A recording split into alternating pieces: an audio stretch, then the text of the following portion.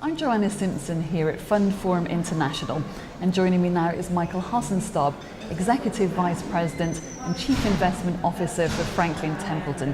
Thank you very much for joining me. My pleasure. And as CIO of Templeton Global Macro, what is the biggest investment trend we should be looking out for? Well, I think there's a couple. One of them relates to this polarization of a lot of politics globally, which is leading to really extreme policy shifts and trends, whether it's trade disputes, whether it's populism.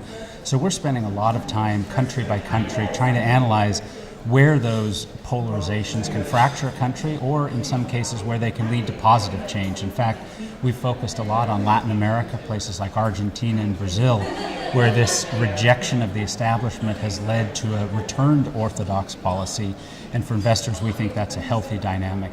The other one that is very significant that a lot of investors are complacent about would be the rise in interest rates. And we think that's going to have not only direct impacts on the bond market, which is why we have one of the largest short positions is short treasuries, but we'll also have ripple effects on other markets. So investors need to be very aware of what is embedded in their portfolio in terms of interest rate risk, and then how to add things that are uncorrelated to that. And how important is ESG, and how do you incorporate it in your investment approach? Well, as we're mostly looking at sovereign investments, it's absolutely critical, and it has always been embedded in our process.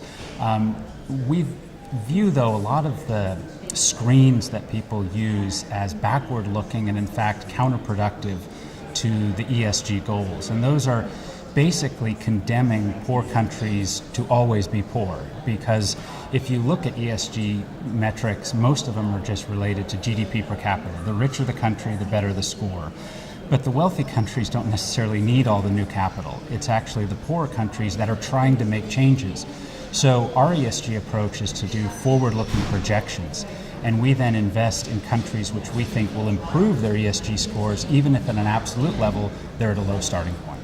Michael Hassenstab, thank you very much for joining me. My pleasure.